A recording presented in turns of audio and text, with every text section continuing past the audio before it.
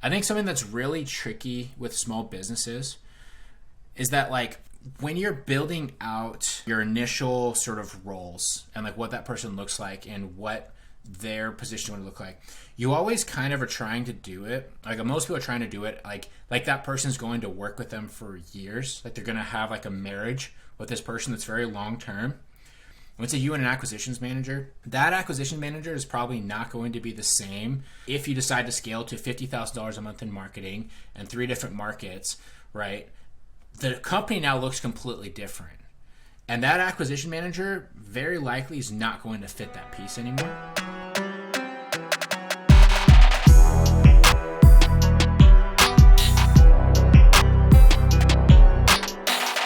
What's going on, guys? Welcome to this episode of the Collecting Keys Real Estate Investing Podcast, where I, Mike DeHaan, and my co-host here, Dan Austin, talk about real estate investing, business, and whatever else we feel like that week. So, I want to know who the sick person was that bought 11 BDE shirts on the Collecting Keys store. That's the real thing. One person paid for 11? Yeah, I mean, it might have been me, and it might have been me sending up to one of our friends. But oh wait, so is that the dump that you paid? Yeah, you bought? Yeah, it was. Oh, yeah, that huge one. I was like, that is not okay. Like, you should not be buying 11 BDE shirts. No. I just thought it was super funny though, because as I was going through like all of our sales, I was looking. There was this one like huge order, and I forgot that I ordered it, and I was like, someone bought 12 shirts? Like, what the hell? And then it's got my face on it. Why? Yeah, I figured they would. It was me sending it to Aaron. But we've been selling some shirts though, man. It's been kind of cool. Just like so whoever you sickos out there that are buying Collecting Keys shirts, I mean, listening to these fucking sellouts, Mike and Dan. Yeah, right. You make $3 a shirt, you bastards. No, but no, it's been cool to sort of get that process up and going, and I'm excited to sort of, I don't know, expand that out. The day that we are somewhere and I see someone wearing a Collecting Keys shirt will be the day that I think we've officially made it. That's my goal now, is to be somewhere random. You just want to come over to my house? I can show you my neighbor has one. Yeah, right. I can tell him to put it on. No, I want to go to like an event or to like a airport or like somewhere random and have someone wearing a Collecting Keys shirt. And if that ever happens, my life will be done. Like that'll be complete. So that is, it'll happen. Trust me, it's gonna happen just because we've sent so many out to so many people, to random people. I mean, there's probably 100 people total out there rocking these shirts.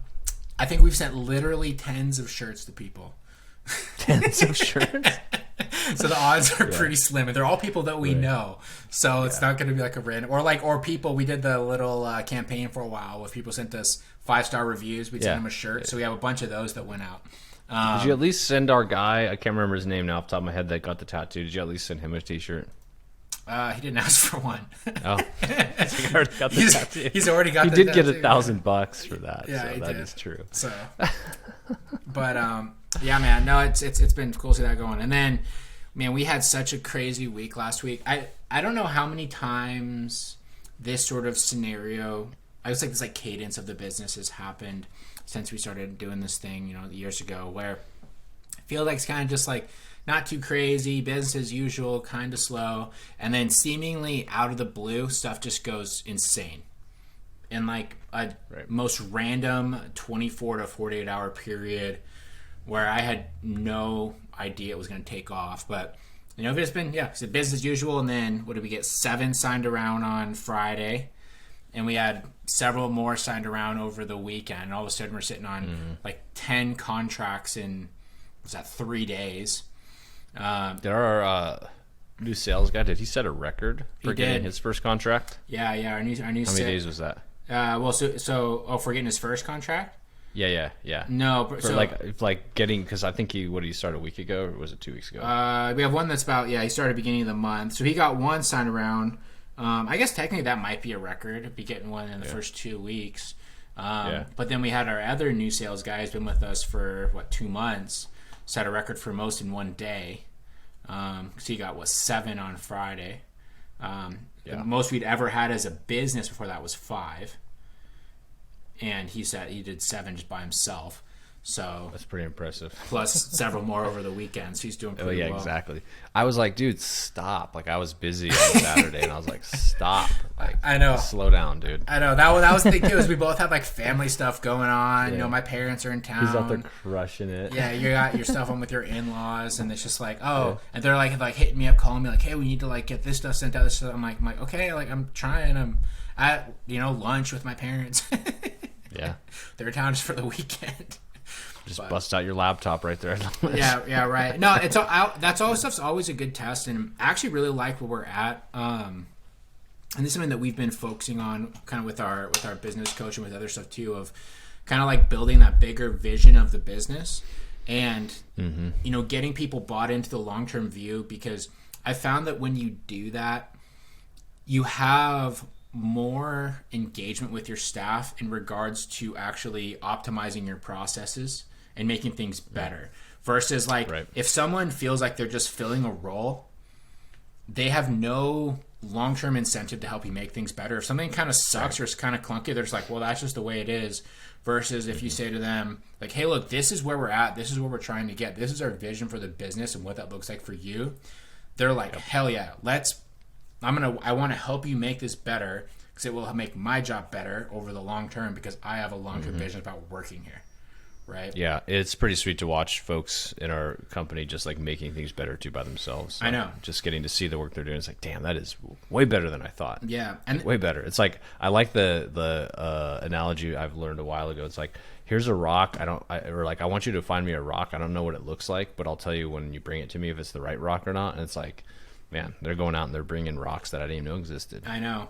Well, and this is the first time we've experienced that as business owners, and I think, like I said, a big part of that is sort of having that longer term vision and sort of leading from that spot of like driving the ship, right?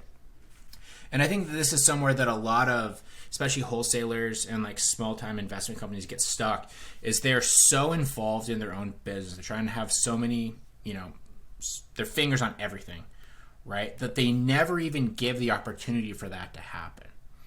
Sure. And we talk to so many people, in the Instant Investor Program and other groups we're in, and they're always trying to figure out, how can I make it so that my sales team, my internal team, so that they don't mess up anything and everything is like perfect all the time. And ultimately what happens is you build out all these systems, you get all the structure in place. First chance they find the one-off like side case or whatever, you know what I'm saying, like the exception to the rule, and it throws off everything. Versus if you give them like the guide rails to sort of like stay on track, and then all of the exceptions that come through, you're like, how should we do this so that it can be easier for you? And they say, oh well, let's just do it this way. I'm like, perfect, that's the new process, instead of you trying to figure out all the edge cases all the time. Yeah, don't waste your time filling it or finding edge cases. And it's challenge, like what you just said is easier said than done. Totally. Especially for some people like who want control, like that's really hard for them to let control. And then the other people that don't want to think about it, then the opposite of that is the people don't know really what the expectations are. Like they have no idea what the end state even needs to look like, so they can't improve it.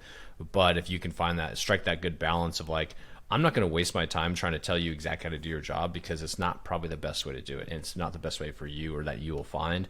So here's like the end state goal. This is really what we're trying to do, and share that vision with that, and then have them come back and develop what they need to make it a better process, or to make a process in general. That's the fine balance you got to walk. Exactly. And then, you document it, you put it somewhere where all the new people that come in after them can just pick up that same thing. And next thing you know, you do that over a couple of years and it builds a system. And I will say too, I think that that's really challenging for people, because most people scale, especially when you're new in this business, when you have small scale, it's expensive to make mistakes. Mm-hmm. And this is also, I think, one of the things about small business that a lot of people don't talk about is you don't have a whole lot of room for error. And in a real estate related business where it is an expensive business to run, between the marketing, but then also the money you have to put into the projects. And not only that, but it is the return, right? Like what's the term for it? Like when the gap between when you spend the money and when you get paid. No, there's like a business term for that. You have an MBA. You must have something. the Yep. gap. I don't know, like if you're on like net 30, net 60, or Yeah, whatever you're like saying, well, or like the payment cycle, right? Like it takes a long time from Gotcha. when the marketing goes out to when you get paid, whether it's an assignment Right. fee, a flip house, or all that sort of stuff. So it's a hard business to run. And if you're a small business, like you're only spending $5,000 to $8,000 a month on marketing, getting in full of leads. If you have an acquisition manager that comes in and screws up a deal, that could like sink your whole business. Yeah. Right. Yeah, the timing of those funds, the timing of the revenue is highly important when you don't have deep coffers to hold on to make that mistake. Yeah, that's absolutely super challenging. And on top of that, like when you're trying to actually I'll step back. There's a balance here too when you're a new person and you're in this business, because one thing I think about and I try to coach people on is, you're right, Mike, you can't make mistakes, but you also can't be like lazy or wait for things to come in unless you have more money, right? Then I would just spend more money, right? Eventually, if you keep getting better and you spend more money on marketing, you'll get more deals, and that one you lost won't be a big deal. Your ROI on spend is going to go down because you're paying for your mistakes. But in return to that, if you don't have the money but you have the time, you've got to do the hustle part of it. You have to pick up new lead sources, and you have to find ways to extract every little bit of dollar. So if you're like, hey, I've only got like $3,000 a month to spend on like marketing, perfect, that's fine, do that. But if you're new and you're just starting out and you don't have a shit ton of leads to follow up with, what are you doing in your other time? What are you doing in your spare time? You have that extra time to make up for the lack there of opportunity because you're new. Yeah. Or young or small. Yeah, and that's where the hustle comes in. And I'll say what most people do spend that time on is probably not what they should be spending their time on. Right. Like a lot of people, they spend that time on, designing their logo. Yeah, designing their logo, watching YouTube videos about real estate, or like these different creative... Trying to dial in their script. Yeah, their scripts. They're, trying to figure out different creative financing tactics. I'm going to watch the 17th video on subject to financing just to make sure there is, something else that I'm not missing. Right. When realistically what you should be doing is finding every way possible to get more opportunities, more shots at goals. So, like you said, more marketing, looking at cold calling, looking at building an SMS system, analyzing your data, making connections Networking with other wholesalers. Yeah. We're on the same page. We're getting too synced. I don't know. But, connecting with other wholesalers or realtors, finding money, talking to lenders, things like that. But those are all things that take, kind of effort that most people don't They like. do take effort. And I mean, it's important. And from a lead source standpoint, you never know when your next lead is going to come in. So go out and get all the free lead sources you can. Because like you can go talk to lenders, you can go talk to probate attorneys, you can talk to all sorts of people out there that will help you within your system, and that you're just networking anyways, right? You might need a probate attorney in the future. But if you look at that probate attorney, not only as a person you might need in the future when you're doing a deal or just a person to learn from, they might actually turn into a lead source. And same goes for anybody in your network, whether it's other wholesalers or whatnot. It's like that networking piece. I can't stress that enough because that's free and it is valuable and it can become a lead source. Yeah, I mean, absolutely. And we know people that have built whole businesses off that, right? Of like just being the go-to person for all the other wholesalers in town. And if you want to wholesale yourself, like you don't want to actually buy their deals, if you build your own buyers list, you can connect people and you can make money. Like we've JV'd stuff with people. There's whole companies who build out dispo shops, and if you do that, you can't say you're a wholesale company because you're a liar. But I mean, people do it. I source one deal a month. I mean, there's people that do it and then say that they're the largest wholesale company in the country, but they're giant liars. They're liars. So you gotta source your own deals at some point if you want that title. No, man, it's been interesting just sort of like going through that process, and especially we've had a lot of staff turnover over the last bit as our business has grown, and this has actually been an interesting thing as well. As I've been thinking about this, and we've had several instant investor people looking at bringing on different acquisition managers and like going through that hiring process. I think something that's really tricky with small businesses is that like when you're building out, your initial sort of roles and like what that person looks like and what their position would look like, you always kind of are trying to do it like most people are trying to do it like that person's going to work with them for years, like they're going to have like a marriage with this person that's very long term, when I think sure that happens, but I actually think that going into it with that mindset kind of holds people back from doing what they need to do, which is honestly kind of like filling a seat and getting someone that's good enough so that they can grow the other parts of the business. Because realistically, when it's just you, when it's you and an acquisitions manager, that acquisition manager is probably not going to be the same as, it not as when you do this, but if you decide to scale to $50,000 a month in marketing and 3 different markets, right? The company now looks completely different. And that acquisition manager very likely is not going to fit that piece anymore. So it's like, if you're trying to scale a business, why are you trying to hire someone that's going to go from like basically the beginning to like the very end, when realistically that's just not going to be how? Well, they're different employees anyways, and that's okay. Yeah. So like for example, a startup employee is different than a sustained employee. So a startup employee, there's people that want to work for companies that have 10 to 15 employees, and they're kind of jack of all trades. They get to provide value wherever they can. Like their person, themselves as a person, is providing value in many different aspects, and they like that. And then you have other people that don't want that, and they want to be in the employee number 1,000, where they can just show up and they just get to do this punch in, punch out type employee. And you need both of those employees, and you need them both at different times in the trajectory.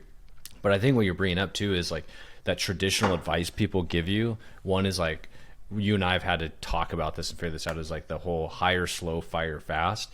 Yeah. But when you have nobody like to give work to, hiring slow, especially in a tight labor market, is really hard. And so sometimes you need that person to fill a seat, and they might not be, to your point, who you have here in 6 months or 12 months once you get to your goal.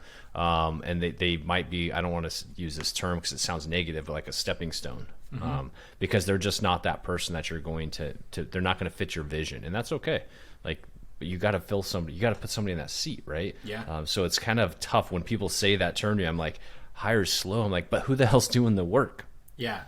See, and that's the thing, is that it's the owner, right? And then they're like, man, I feel like I'm always on the hamster wheel. I'm not able to scale. It's because you are your own speed bump, right? At that point. Right. And it's just interesting, because I realize, as we've gone through this, I've realized how much business advice there's, like these one-man operators that like they like eat up the business podcasts and the books. So much of the business advice out there is not meant for you. It's meant for the person that has 5 years of business experience. They have a personal assistant. They have a sales team. They have, some sort of corporation. More established, right? They have, enough runway that they can go in and bring people legitimate wages, right? They can pay them money, give them bonuses, do all that sort of stuff. They absolutely should hire slow and fire fast. They have an onboarding process. They have HR. They have all these sort of things. When it's just you don't get that luxury. If you don't get that luxury of the hire slow thing. Yeah. Well, and like you and I have gone through many iterations of our business, and where we're at now, like I'm super excited and proud of like all the employees we have. Like we have like people that I feel like fit where we're at right now. Totally. Right. And we do, and I believe like the people we have also can grow and scale. That's I think what we both can imagine. But for like where we're at, like we've got like solid people. And once you get to that spot, then you start thinking and seeing things a little differently. But I remember, especially when we first started like hiring and the first salespeople we had, it was just like a totally different company. And you and I were in totally different places as well, and like our ability to operate a company.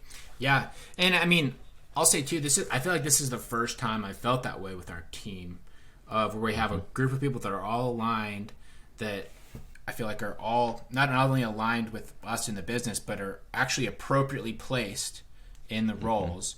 But it's taken almost 3.5 years for us to get to that point now. Like, right. and that's such a funny thing you said too. Not funny, but like good, is appropriately placed in their roles, because we've done this. We kind of still do this sometimes with like VAs. And I hear a lot of people doing it of like, well, just like put them in that role, and then if they don't have enough time filled up, just let them do this other task and this other task. And next thing you know, you have this person who you hire to do one thing, but you're making them do like 4 or 5. And it's just really hard to find a person that can do that. It is. Like there's some like people talk about like an executive assistant role, and those people, you kind of want them to be really well. It's an important position, right?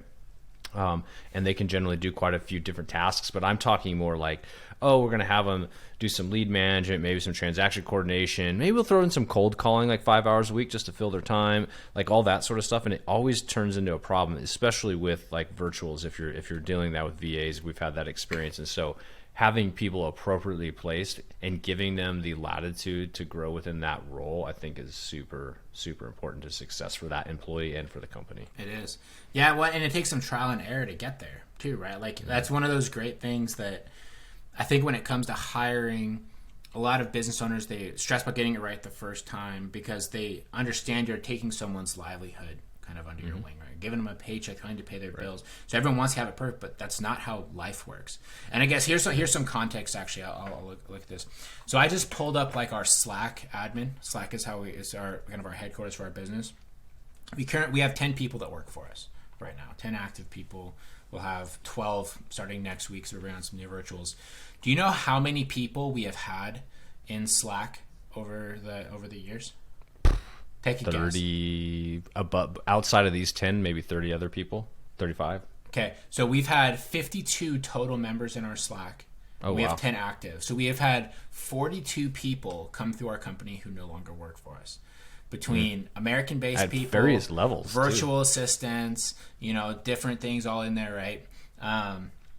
Some people that like have been virtuals that have been in for like a couple of weeks or like a week. Other people that were with us for years, and everything in between, right? So we have, had 42 people that have either quit or fired our business since we're here, right? Which is crazy. Actually kind of a lot. That's crazy, right? Yeah, Honestly, yeah. So if you look at the time, that is more than one per month.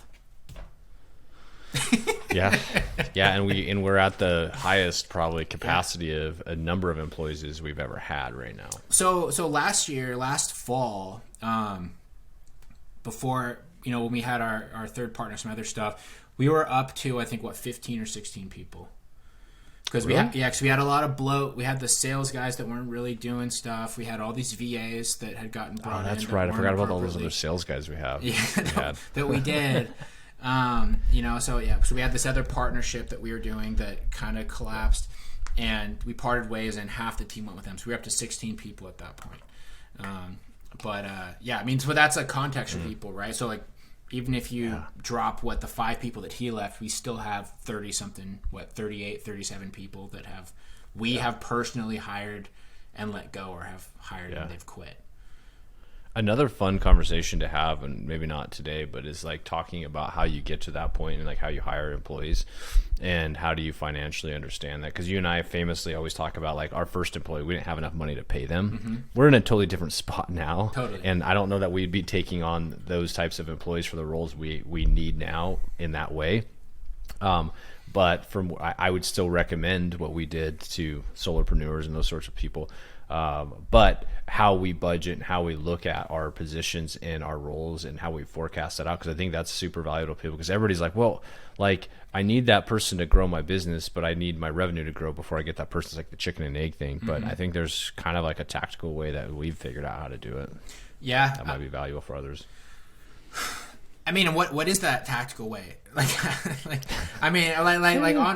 think you said a good Throw topic. darts at a dartboard, and whichever one gets the highest number, that's what we budget. See, you're kind of joking, but that's honestly what we've done. Yeah. Which I don't think is the well, worst. We've had vision, I think is what it is, and we said, well, if we can do this, we should be able to get to that, and if we have that, then we should be able to support this type of expense budget. Yeah. But there's a whole nother conversation too, and this is where other people get wrapped up around also like pay and like the profit first model I talked about before, and like these other models of like how you pay yourself and making sure that your business is growing, but you're also able to pay yourself as an owner, so it's not all for nothing, because that's really easy to do. It is super easy to do. Yeah. I think that, so I know I've done the vast majority of the hiring, mostly because I connect people. I'm like, cool, you'll do, and I toss them in. But hire fast. no, but real talk though, the vast majority of my hiring, it's based 100% off of how I feel when I'm talking to them. Like, right. It is totally, culture fit, and then you can train the skill set.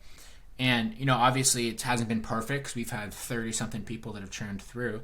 But it's definitely not been perfect. It definitely hasn't been perfect. But I do think that going off of that at least makes for a easier transition in and out of the business, and a kind of an easier day-to-day, right? As opposed to what most people do, and we hear this all the time, is like, oh, I have this candidate, like they have this 15 years of sales experience of all sorts of stuff, and they are going completely off of that and not versus if they fit the culture of the business at all. Because you go and you find that person that has 15 years of sales experience coming from a big corporate company, and you try to plug them into your 2-person wholesale operation, that's not going to do very well. Yeah, right? No, there's a lot to do with that. That's that's an interesting conversation in itself. That you're really flirting there with that one, dude. We got 15 minutes. But like seriously though, and there's so many things that people don't understand when they're hiring, and I think wholesaling real estate and off-market real estate is specifically unique in this manner because everyone's business is completely different. And I would argue very heavily that there is no other business out there that has as many ups and downs as a wholesale business in terms of opportunity, in terms of the processes that you have to have, the edge cases that come up, and just like the emotional craziness. Like how many of these deals have we had where we are literally 1 to 2 days before closing and the thing goes tits up? Happens all the time. Yep. Right. And like a lot of people can't deal with that, but you have to be able to. Yep. Right. And then we also have deals where they make the same amount of money that our sales guy grinds for 8 months to get it. Okay. And that's the same value as the person that calls, send a contract, sign, close 2 weeks later.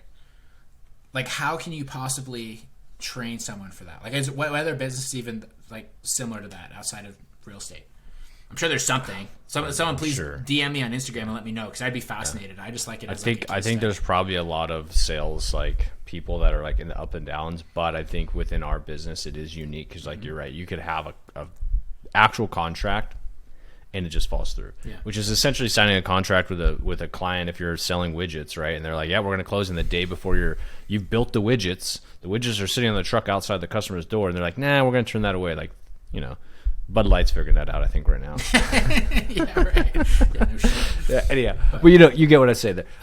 Yeah, and I guess the reason why I say, oh, you're kind of flirting here with that one is this is an interesting topic because I'm totally in alignment and agreement with you, especially when you're talking about small business. But there's this idea that cultural fit is maybe not an inclusive way to hire for your staff.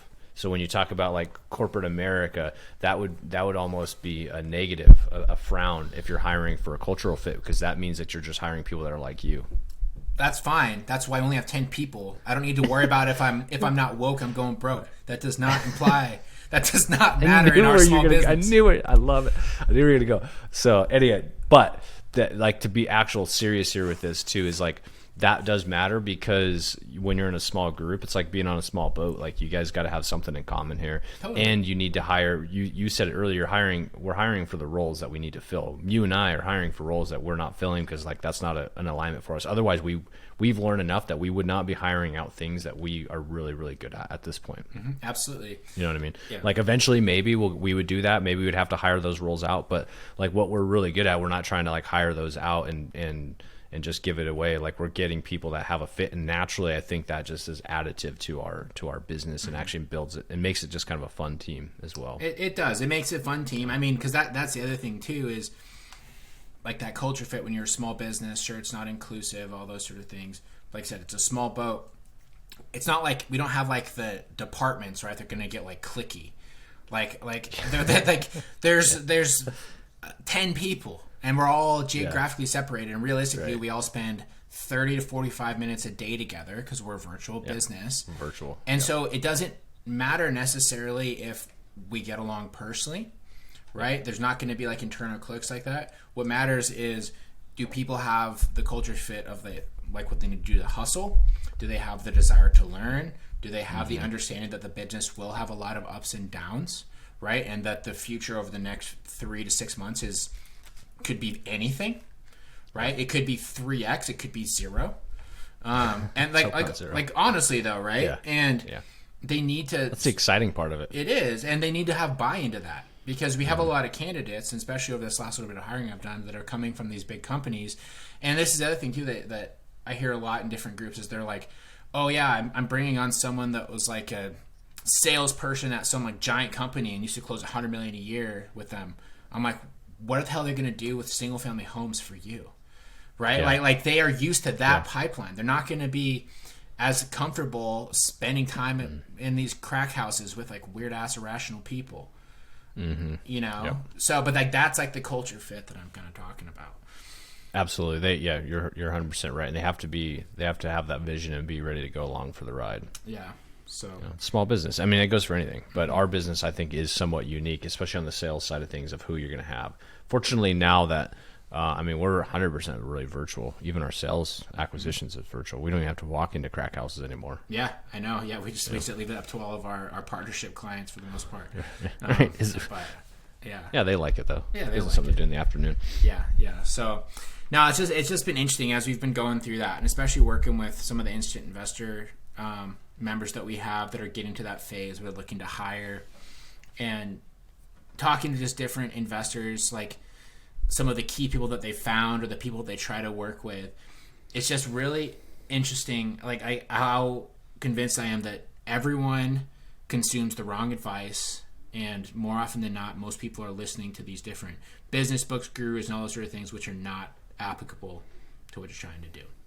You know, And depending on what group you're in, things run rampant. they do. Like It's someone will crazy. be like, I'm trying to think of a book. Like GoBundance is a good example of that. Like where like there's a ton of great things about GoBundance, but if like one person that's prominent says like this book changed my life, everybody's going to read that book, and then you can't go anywhere without somebody talking about that. And so there's a lot of mastermind groups that are the exact same way, and real estate in general, right? There's a handful of like major influencers that everybody knows, and if those people are saying to do things like here, I told my guys in my GoPod over at GoBundance, I said one of my goals was to read some books for self-development this year. I got about a month into it, and I was like, guys, I know this is a goal of mine. I hate it. I'm not doing Sucks. it ever again. Yeah. You know, so like when people are like, I read 10 books this month, I'm like, I don't care. Yeah. I'm not doing it, and I'm not going to follow your subscription to whatever you're preaching because that's not who I am. Yeah. But a lot of people generally get caught up in what the norm is within that group that they're following or those influencers they're following, and they have like, I don't know what these books are, but it's just like these teachings, I should say. You're right, and like it's not even always books, but it'll just be like podcast topics, things like that. Like how many people are buying mobile home parks right now? So many exactly. people. How many people were doing that before Brandon Turner started doing it like 4 years ago? Right. No one. Like there was like niche people. Then he was going to do that, and everyone's like, "What? I'm going to buy mobile home parks." And then they got to the RV park person, right? And now they're doing that. And then it was midterm rentals. You know, it's funny. We're having Sarah Weaver on this podcast. Actually, when this one comes out, she will have just been on, like the episode before this one, talking about midterm rentals. Those are everywhere because like that started to come up. Everyone's doing freaking creative financing because Pace Morby is putting $100,000 a month into Facebook ads talking about subject to, right? And so those are the flavors of the month. But it's like you have to actually understand how those things relate to where you're at in your business and how to actually put those into action. Otherwise, it's all pointless, right? Yeah, you got to like actually, and it's hard to do, but you actually It have to take a stake into what you're like, where you're at, who you are, how that actually applies to you, and be okay with it not applying. Because like the point of it applying to you is just so somebody can make a lot of money on that mantra or that saying or whatever that is, and like so like be okay with being different. I guess. And I think too is if you find people that are like that, like the kind of influencers, coaches, stuff like that you vibe with, go and reconsume their material. Like if you're starting and you vibe with these people and you learn from these people, go reconsume their material when you have some success, and it'll be a completely different perspective, either positive or negative, right? So like Bigger Pockets, for example, I go and reconsume a lot of that material, stuff that they've like posted in the past. And I'm like, this is actually kind of like shitty advice for people that want to do bigger stuff, right? When I started out, it was great. Now I'm like looking back, I'm like, you could do better than that. I mean, even David Green even posted something. It was like a month ago, and he was like, I don't know anyone that's making money in real estate right now. And he just got shredded by all these people that are like, what are you talking about?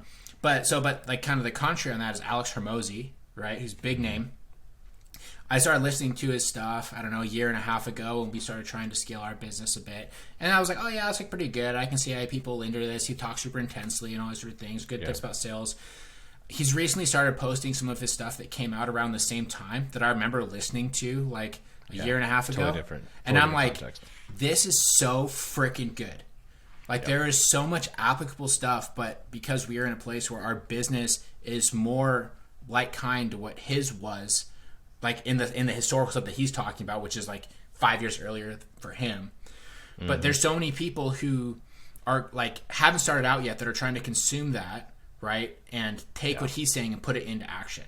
You know, that's like if you like never worked out before and being like, I only take workout advice from Arnold. It's like, why? Like that is bad thing to do. You know, it just doesn't make any sense. Yeah.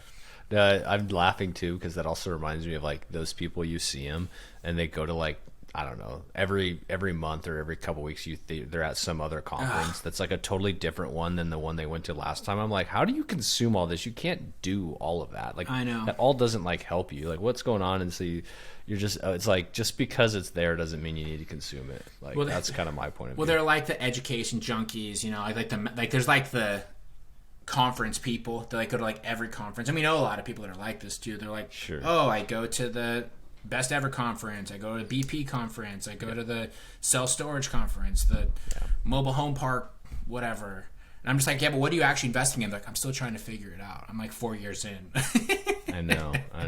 Yeah, it would be one thing if they're all the same. I'm thinking like, but they like because you're networking with the same people, but they're not. Like they're going to just random things that don't build on each other at all. It's like that is, I don't know. It's just not my thing. Yeah.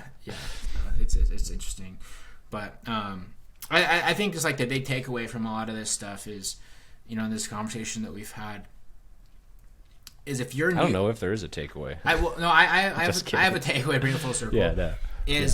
If you're a small business, right? Don't try to make your business exactly like the people who have larger businesses than you. Don't square peg. Yeah, don't square peg in your round hole, as Dan would say. I'm coming to a realization that I say a lot of things wrong. Yeah. Like when you were telling me the whole keep it simple, stupid is not the right way. I was like, holy shit, that's right. It's not the right way. And I'm not an unintelligent person. There's some sayings that I do sound quite unintelligent. The square pegging, I've got so if you guys hear me say anything that you're like, that is not right, hit me up. I want to know. Yeah. I'll have a good laugh. Yeah. That square pegging on the last, that was funny. Several people brought that up. People thought that was funny. But seriously though, like that we need to make that a shirt now because the second time's come up and it's equally as applicable as don't square peg. In fact, that's the shirt right there. Don't be a square peg. How about that? Yeah. But then vice versa too. If you're scaling your business, don't try to do the same thing that you did when you were brand new. Because that's another area people get stuck as well. And that's something that I think we've been dealing with more so recently. Mm-hmm. Yep. You got to adapt, and you have to continue to share that vision with your staff as you grow too, and recognize that some of them aren't going to be adaptable, and that's okay. Like it's their career too. Like let them make those choices. Yeah, and there's one thing to add on that. So many people I've found are, especially when they're small, they are afraid of sharing their vision with their staff because they don't want their staff to know how much money they make. They don't want their staff to like steal their systems and go start their own business. Right, and they kind of have this like disparity mindset around what they're doing. Don't be that way. It doesn't freaking matter because if you're really worried about your I mean, okay, let's look at our level. Like if you're really like if there's like a patent out there, I guess, but like that is like really key. Maybe you're a drug company and you're selling like Paxlovid or something for like COVID relief symptoms. Whatever that commercial says, then you got a problem. But like even like, okay, I'm not a fanboy. Okay, I am a little fanboy, but even Elon Musk says like he's open sourced all of his stuff because he's like, go ahead, like whatever you're gonna, I'm still gonna do it better, right? And so within your business, like who cares if they steal your IP for your wholesale business? Totally. Someone else is probably already doing it anyways. Let them steal it. Yeah. Just do better. Like that should be your plan anyways. Absolutely. And if an employee taking your stuff, or an employee understanding how much you make as a company is what's going to hurt your business, and maybe A, you got the wrong employee, or B, you got the wrong company. Absolutely. You know, and people always ask, it's funny, people have like legitimately asked this with our partnership program that we do. So if you guys haven't heard about our partnership program, we essentially stand up wholesale businesses in people's markets, and we run the entire system for them for a monthly fee and a small part of the deals, but we actually, you know, basically run the roots of it, right? I've had so many people be like, aren't you worried that you're going to stand it up and they're going to take it and go start their own company there? I'm like, great. Yes. Good for them. Go ahead. Because I already know what's probably going to happen is they're going to come in, they're going to see what our sales guys are doing, they're going to see all the marketing stuff that goes out, all the process. They're going to be like, I don't want to manage that. I'll just pay these guys to do it. Yep. And if they decide they do want to stand it up, like take what we taught them and just go run with it, cool. I just helped make someone's life better. Perfectly okay with that. Yeah. Absolutely. There's a whole lot of other markets we can do, and we'll even be their competition if they want. Totally. Yeah. You know what I mean? We'll find another client in that market, and we know that we've done it at such scale that we know we can do it better. Like it's like I'm not worried about that. Yeah, absolutely. So it's interesting, but I think it's that like the challenges of scaling a business as we start to get more and more scale ourselves, you can see why it's hard to go from I would say like that good to great, how that's like such a huge stepping stone, right? Because there's so many things to overcome, and a lot of it just revolves around education and people's own comfort levels. And I think the challenging thing is you can't actually like learn it from studying. You have to just learn by doing it and making mistakes, and most people aren't willing to do that. Absolutely. Yeah, and we'll circle back in a year from now and let you know where we're at on this. as we've grown to another level, as we've step functioned up to whatever level we are there, we can look back and say, well, yeah, here's the changes we had to make. Yeah, exactly. I'll circle back in a year when this is completely evolved and we're no longer collecting keys, but we're like Mike and Dan interviewing Steve Buscemi or some other random ass celebrity for no freaking reason. Topical, No, that's not what it is. It's going to be some version of like a AI, like a ChatGPT thing, where you and I have just taken a few photos of ourselves and we just tell ChatGPT to create a conversation between me and you based on all of our old conversations, and then it'll just be us talking. But it won't be us; it'll be AI. That's actually crazy. Is that possible with AI? I'm 100% possible. They can already do it. They can obviously do they know how to do, like, if they take a video of you, right? They can obviously AI can recreate you talking. Yeah. That we know how to, the deep fakes, all that stuff is possible. And then you could literally tell ChatGPT to do anything. And I say ChatGPT, there's like tons of these GPTs and there's other things. That's just one module, but yeah, they can do a lot of cool stuff. I wanted someone to put something together really random. I want I'm trying to think of something like Venus Williams talking to Andy Dick about doing a impromptu what are they called, like the plays where they don't like have a script, you know what I'm talking about? Oh yeah, what are you talking about? I know you're talking about improv. Yeah, I want Andy Dick and Serena Williams doing an improv sketch about firefighters. That's what I want. That is super random. That'll work. See, if you do that, AI can't do it. I guarantee it. It's no way. Impossible. You don't think it could make that skit? Like the conversation? No, I want the voices. Okay. I want the voices. Oh. Well, yeah, the voices in the audios or the video is easy. Is it? See, the reason I think that's tricky is because Andy Dick's going to have a lot. Venus Williams isn't. But most of her sound is her playing tennis, and we all know what female tennis sounds like, so it'll be great. No, it's most of them. They always go, ah! Oh, God. Yeah, that is going to be a weird conversation. Just random screams in there. All right, we're getting stupid. All right, guys. Well, thanks for listening. If you can make that AI for me, you will be my favorite person ever. Don't say you're going to give him $1,000 unless you're no. I found out that happens. I already made my big bet, and someone did it in 24 hours, so I'm not doing that again. Exactly. But anyways, guys, thanks for listening. If you have any questions about hiring or building teams or scaling, you should hit us up. I'm at Mike_invests on Instagram. Dan is at InvestorMan Dan. I would say of all the topics right now, that's the kind of stuff I like to talk about. People hit me up about like marketing and these things all the time, and I'm happy to chat about it, but like that's not interesting to me. If you want to talk about actually like the business side of it, I'll chat your ear off. So you can hit us both on Instagram with that. Besides that, please share this with your friends. Anyone who has interest in business, real estate, or listening to Dan make jokes about square pegging, this could be for you or for your friends. And go to store.collectingkeyspodcast.com and buy yourself some Collecting Keys merch. The shirts are pretty sweet. I actually just added a couple new colors up there too. So if you've been looking and you didn't like any of the colors, you should go check them out. But right on, guys. Thanks for listening, and we'll talk to y'all next week. See y'all.